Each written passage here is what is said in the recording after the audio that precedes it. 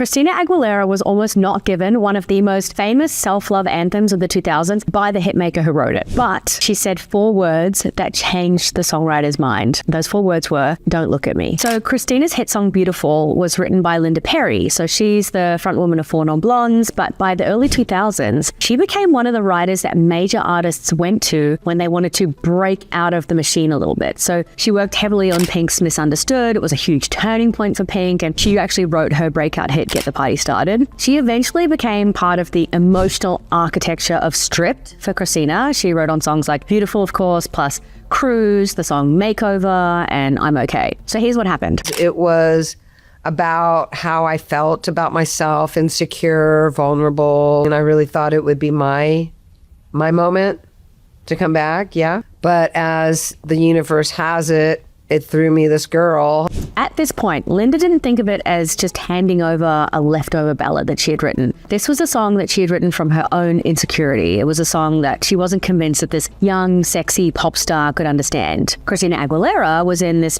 purple patch of fame, like she was riding the wave of what a girl wants. She was beautiful, she had the voice, she had the hits, she had the image. And for Linda, that was exactly the problem. Oh, and she's like, "Can you demo that for me and give me the lyrics?" And I'm like, why?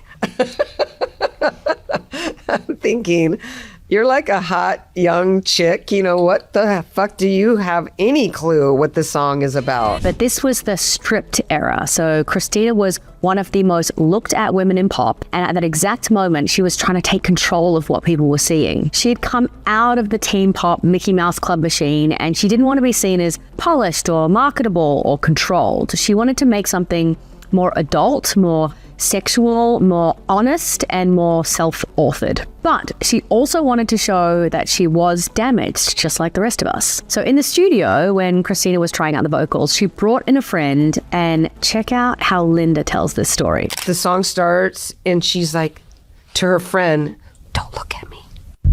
Don't look at me." Linda Perry kept that line in. That tiny moment frames the whole track. She is extremely insecure. She knows everything about what this song is. The song Beautiful doesn't begin with confidence. It actually begins with shame. Like, it begins with fear of being watched too closely. It feels like someone trying to convince herself of the things that she's saying. The video was made by Jonas Åkerlund, who's a Swedish filmmaker. He did the telephone clip for Lady Gaga and Beyonce. He did Gaga's paparazzi clip. He's also done clips for like Robbie Williams and Prodigy and Paul McCartney and Madonna. And his clip for Beautiful felt so raw and real, like it showed real people dealing with bullying and racism and gender presentation and queer identity and public shame. And remember, this is 2002, when mainstream pop videos weren't exactly a place for diversity or tenderness. This story now has another layer as well, because Linda Perry is talking about Beautiful again. She's releasing Let It Die Here, which is her first solo album in more than 25 years.